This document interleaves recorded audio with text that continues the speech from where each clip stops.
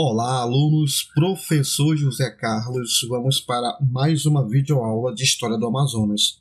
Hoje vamos estudar sobre a ocupação da Amazônia feita pelos portugueses. Beleza, e aqui nós temos então o Tratado de Tordesilhas, que é onde nós vamos iniciar aqui. O problema prático do Tratado de Tordesilhas estava em que os europeus eles não reconheciam eles não conheciam bem a geografia da América do Sul. Para os portugueses, para os espanhóis, para os europeus, a América do Sul era como se fosse, principalmente a Amazônia, como se fosse um vazio imenso, um vazio verde, sem fronteiras definidas, sem importância imediata. Então vamos aqui avançar o slide, o próximo slide. E aí, alunos, nós temos que entender que os franceses eles nunca aceitaram o Tratado de Tordesilhas. Para os franceses, a ideia dessas terras descobertas, a ideia do oceano, era de que era um mar livre. Tanto que eles falavam, eles defendiam os franceses mare liberum. Mare liberum significa mar livre. Ou seja, segundo os franceses, o oceano e as terras descobertas deveriam pertencer a quem conseguisse ocupar, e não a quem apenas tivesse registrado ali a sua descoberta. A posição dos franceses sobre o Tratado de Tordesilhas sempre foi clara. Desde o século XVI, a França não reconhecia a legitimidade deste trato. Os franceses argumentavam: não reconhecemos o testamento de Adão, ou seja, não aceitavam que o Papa tivesse autoridade para dividir o mundo. Baseavam-se justamente na ideia de que os mares eram livres, mare liberum, e que cada potência tinha direito de ocupar e explorar as terras que conseguisse colonizar na prática. Por isso, os franceses passaram a invadir territórios nas Américas, África e Ásia, fundando feitorias, colônias e praticando contrabando. No Brasil, por exemplo, fundaram a França Antártica entre 1555 a 1567, no atual estado do Rio de Janeiro. E olha só a audácia desses mulambentos. Foram até o Nordeste brasileiro e fundaram a França Equinocial em 1612 e 1615. Fundaram um forte chamado Saint-Éloi, no atual estado do Maranhão. Então, esse é o primeiro ponto de partida aqui sobre o Tratado de Tordesilhas. Os franceses não reconheciam o Tratado de Tordesilhas e defendiam, sim, a proposta de que o dono não é quem descobre, é quem realmente consegue ocupar.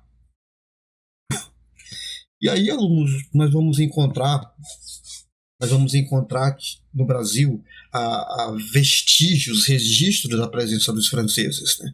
A partir do século XVI, os franceses já estavam no Brasil, já navegavam pelo litoral norte do Brasil, onde eles estabeleciam comércio com os povos indígenas no litoral brasileiro, desde o norte ao sudeste do Brasil.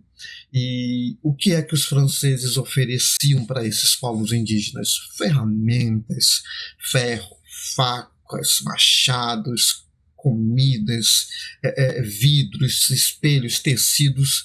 E, lógico, os franceses, em troca, cobravam, né, o pau-brasil e especiarias amazônicas, principalmente. Bom, os produtos locais, os produtos do sertão brasileiro, tá bom?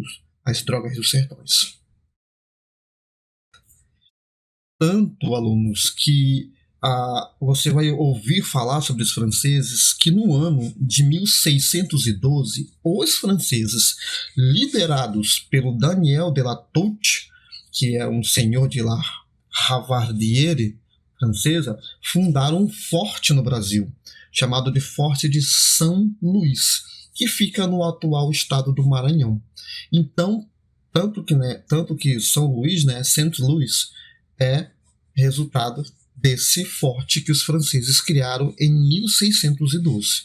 Então, essa foi uma tentativa organizada que os franceses aplicaram na tentativa de colonizar a França, né, que é o que eles chamavam de de França Equinocial. Então, os franceses tinham essa ambição de colonizar o Brasil.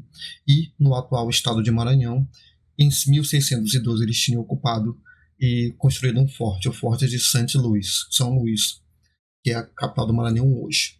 Mas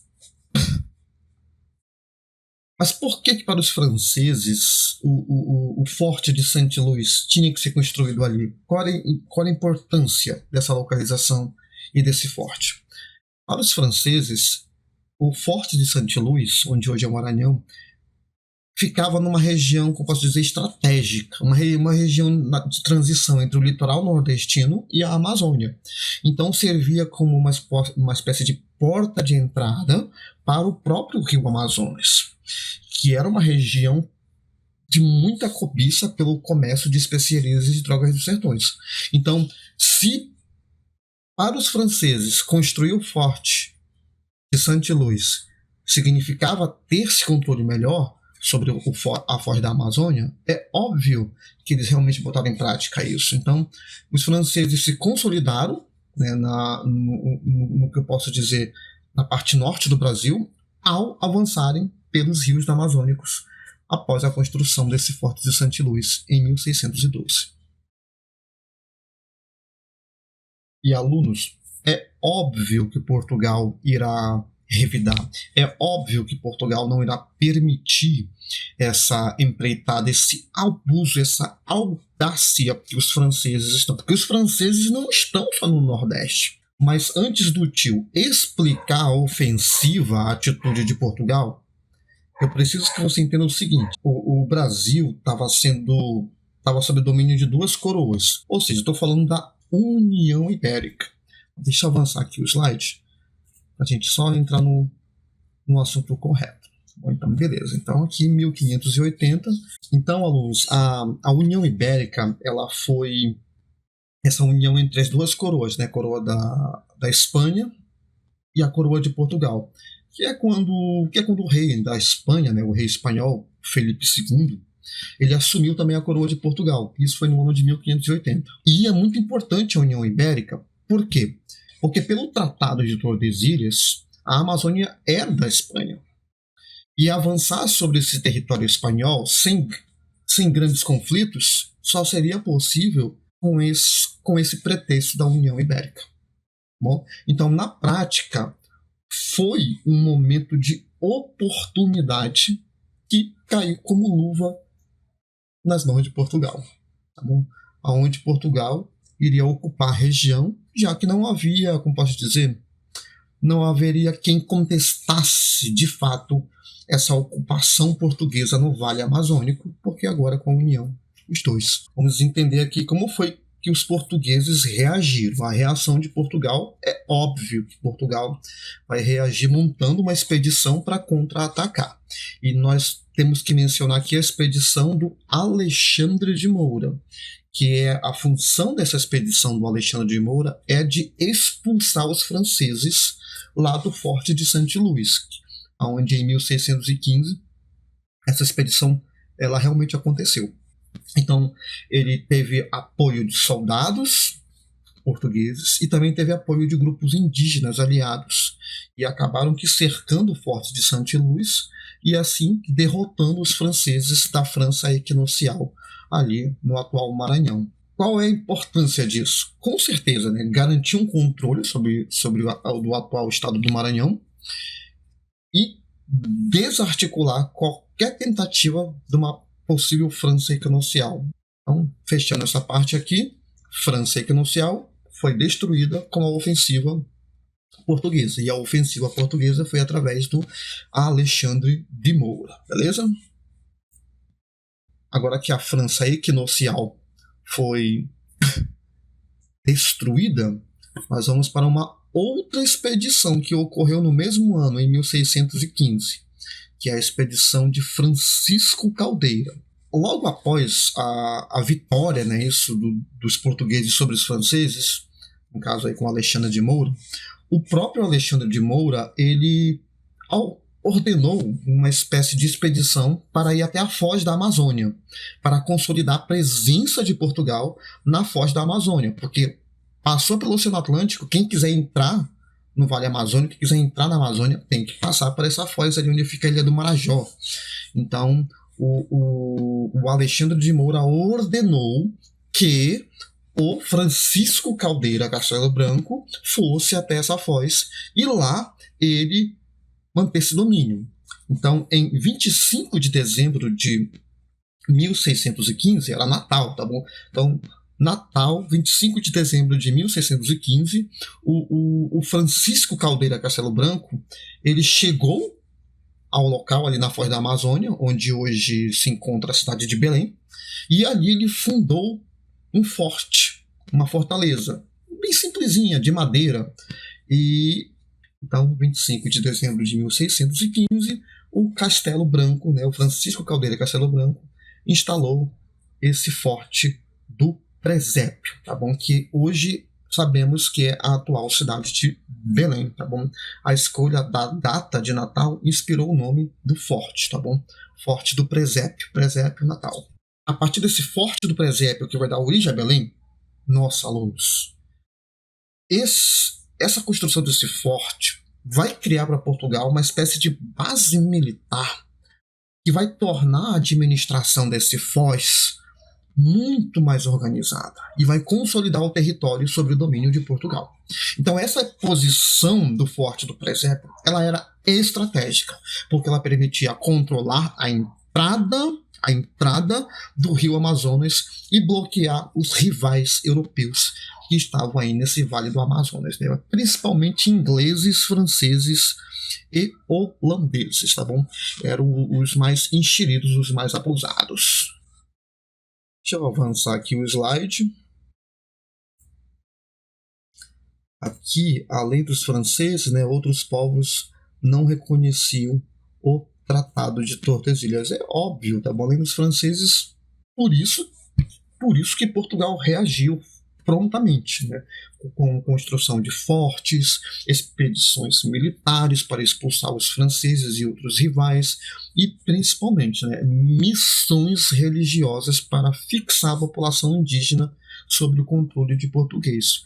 Assim, estou aqui a cena, porque assim, alunos, com a catequização dos índios, Portugal traria os índios para o seu lado, convenceria, persuadiria os povos indígenas de reconhecerem a presença e a legitimação dos portugueses. E, óbvio, com os índios catequizados pelas ordens missionárias, os índios passariam a funcionar como uma espécie de soldados e protegerem a região e os interesses de Portugal também. Beleza? Aqui é o seguinte, alunos. Aqui temos que entender que o Forte do Presépio ele foi construído, mas nesse tempo a região onde ficava esse Forte do Presépio, ela ainda pertencia ao Estado do Brasil, cuja capital era Salvador ainda. Então lembra? O Brasil todo era chamado de Estado do Brasil e a capital era Salvador. E o Forte do Presépio, no Pará, estava então inserido dentro dos domínios do Estado do Brasil. O problema é o seguinte, alunos. O problema é o seguinte. Belém ficava muito afastada da capital Salvador. Ficava muito distante, então a comunicação era lenta e difícil. Então, assim que a coroa portuguesa entendeu, compreendeu que era preciso criar uma administração separada, voltada para o Maranhão, que tinha sido ocupada pelos franceses, e voltada para o Vale Amazônico, para a Amazônia, assim que Portugal chegou a esse raciocínio, meu filho, não teve outra alternativa. Não dá. Vamos ter que focar no norte e criar um outro estado ali, separado. Então, diante disso, o Maranhão exposto e foi invadido pelos franceses. Diante dos ingleses e holandeses no Vale Amazônico, foi construído o Forte do Presépio e no atual estado do Maranhão foi criado o estado do Maranhão. Tá bom? Então, 1621, temos aqui a criação do estado do Maranhão. A gente tem que entender o seguinte, que esse estado do Maranhão, criado em 1621, ele abrangia o Maranhão, atual Maranhão, abrangia o atual Pará e o Ceará. Então eram esses 3 estados hoje, entendeu? Então esse era o estado do Maranhão em 1621. Tinha, né, como primeira capital, exatamente, lembra daquele forte que os franceses criaram, o forte de Saint-Louis, São Luís? Pois é. Então, esse novo estado criado, o estado do Maranhão, vai ter como capital São Luís. Então, o objetivo da criação do estado do Maranhão era exatamente administrar melhor o norte do Brasil, né? Logicamente, defendendo a região e explorando as riquezas que a região poderia oferecer. Portanto, alunos, após a criação, né, desse forte do presépio, o forte passou a ficar sobre responsabilidade sobre domínio do estado do Maranhão, que foi criado em 1621. Tá bom? Então aqui, alunos, o tio montou, né, um esquema para ficar mais fácil. Aqui, ó, estado do Brasil de um lado e aqui em cima o estado do Maranhão, cuja capital era São Luís, beleza? Esse Vale Amazônico aqui estava muito exposto, muito vulnerável. Então, para os portugueses, era interessante criar um novo estado aqui, especial aqui em cima. E assim foi feito, tá bom? Estado do Maranhão, em 1621. Fechou? Então, aqui o objetivo, controlar melhor a Amazônia e os territórios de difícil acesso. Vamos, então, avançar aqui para o próximo slide. Cadê? Aqui. E agora é o seguinte. Aqui, alunos, é o seguinte. Aqui nós temos que entender que a União Ibérica não existe mais, ela vai acabar. A União Ibérica termina em 1640. E nós temos um outro estado. Lembra do estado do Maranhão, que foi criado em 1621, lá no passado? Lá no passado, 1621, criação do estado do Maranhão. Os anos foram se passando, 1621, 1630, 1640, 1650. Quando foi em 1640, a União Ibérica acabou. A União Ibérica acabou. 1650, 1651.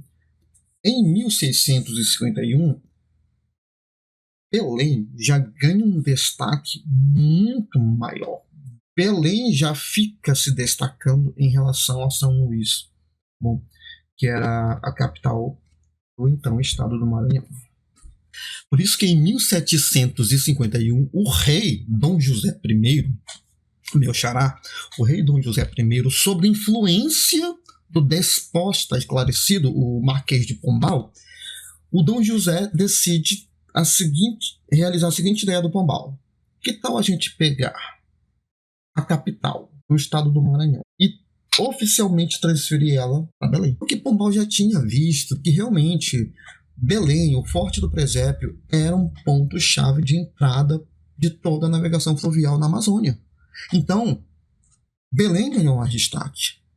O Forte do Presépio foi ganhando mais destaque, a região foi ganhando mais destaque. Então, por isso que em 1751, o Dom José I oficialmente transfere a capital de São Luís para Belém. Agora é estado do Grão-Pará e Maranhão, 1751. Está aqui, ó, 1751. Então, houve uma reorganização administrativa, que o Marquês de Pombal deu essa dica para o Dom José I. Aqui o tio montou um esquema para não se confundir, tá bom? Então, só montando aqui o esquema para ficar fácil, aluno. Então, tá aqui. Primeiro, era um único estado só, tá bom? O estado do Brasil, tá bom? Então, era assim. Depois foi criado o estado do Maranhão. Esse estado do Maranhão, separado do Brasil, foi criado em 1621. Depois, estado do Maranhão e Grão-Pará, tá bom? Nós temos aí a união do Maranhão, Ceará e essa parte toda da Amazônia. E, por último, nós temos aqui o estado do Grão-Pará e Maranhão, que é quando, em 1751, o Marquês de Pombal dá a dica de tirar a capital de São Luís, tá bom? E botar em Belém do Pará. Eu até montei uma tabela, deixa eu ver se eu mostro aqui. Aqui, ó. É mais fácil para essa tabela que o tio montou. 1621, né, estado do Maranhão, a capital é São Luís, né, criado para separar o norte do restante do Brasil. E após criado o estado, lá em 1652, o estado do Maranhão e Grão-Pará, ainda com a capital São Luís, né, essa região ela é ampliada, E, por fim, 1751, a capital sai de São Luís e vai para Belém, mudando o nome, tá bom? De Grão-Pará para Maranhão. Então, recapitulando isso, tá bom? Então, tá aqui a tabela. Essa tabela fica mais fácil aqui. Enquanto acontecia a União Ibérica, enquanto acontecia essas expedições, Vale Amazônico, Forte do Presépio, enquanto isso acontecia, Portugal financiou uma expedição para que essa expedição saísse ali, que hoje é Belém, Pará, e subisse o rio Amazonas, subisse e depois voltasse, descesse, tá bom? É a expedição de Pedro Teixeira, que cai muito em concurso público e vestibulares. Então vamos aqui compreender o que foi essa expedição do Pedro Teixeira, tá bom? No ano de 1637, partindo de Belém, o capitão português Pedro Teixeira liderou uma das mais importantes expedições da história da Amazônia. Com quase 2.000 homens, entre soldados, indígenas aliados e missionários jesuítas, franciscanos e mercedários participaram da expedição. Ele iniciou a longa jornada de subir o imenso rio Amazonas. A viagem não tinha apenas um caráter exploratório. Tratava-se de uma estratégia decisiva para consolidar a presença portuguesa na região, enfrentar a ameaça de estrangeiros e garantir novas alianças com os povos indígenas. A presença de Pedro Teixeira até o Equador foi usada mais tarde como argumento no Tratado de Madrid de 1750, que reconheceu o princípio do utei possidetis, quem ocupa de fato, possui de direito. Durante 2 anos, a expedição avançou pelos rios, enfrentando dificuldades naturais, doenças e longas distâncias. Finalmente, alcançou Quito, no atual Equador, provando que o Amazonas era um caminho de ligação entre o Atlântico e os Andes. No retorno, em 1639, Pedro Teixeira deixou estabelecidos povoados e missões religiosas, que serviram como marcos de ocupação e evangelização. Mais do que uma aventura, a expedição se transformou em um poderoso argumento político. Foi a partir dela que Portugal reforçou, décadas depois, seus direitos sobre a Amazônia no Tratado de Madrid de 1750. Assim, a jornada de Pedro Teixeira não apenas desbravou a selva, mas garantiu que a Amazônia se tornasse parte fundamental do território brasileiro. Então, Pedro Teixeira se tornou um símbolo de ocupação portuguesa na região do Vale Amazônico, né? Possuía a expedição, que é a expedição de Pedro Teixeira, que legitimou a soberania portuguesa na região da Amazônia. Após a criação do Forte do Presépio, nós temos que perceber que a Amazônia passou por uma profunda reorganização administrativa. Portanto, alunos, a construção do Forte do Presépio, Belém do Pará, Grão-Pará e Maranhão, dominar essa parte da região norte, dominar o rio Amazonas, era um ponto estratégico muito forte, um ponto estratégico militar. E não somente militar, porque era um núcleo de toda a reorganização administrativa que Portugal estruturou para poder dominar a Amazônia, para poder ter um controle colonial na Amazônia, permitindo que ela, a Amazônia, se tornasse definitivamente território do Brasil. Vamos avançar aqui o slide. Aqui nós temos já exercícios, tá? Mas exercícios eu não vou resolver nessa aula, vai ficar na apostila, né? Para quem tiver a apostila, vai estar lá a explicação da aula e exercícios, tá bom? Para você praticar na aula. Fica mais fácil praticando com exercícios, tá bom, alunos? Porque senão a aula vai se estender muito aqui. Então, alunos, quem quiser saber melhor detalhes sobre a aula e exercícios, tá na apostila do tio, entre em contato com o professor José Carlos. Na descrição deste vídeo tem o meu contato para você comprar a apostila ou tirar dúvidas, tá bom? Fique à vontade, tá bom? Para tirar dúvidas. Essa aula aqui é gratuita, você só compra a apostila como complemento e se quiser, tá bom? Mas as aulas em si já servem como um conhecimento primordial, beleza? Muito obrigado e até a próxima videoaula.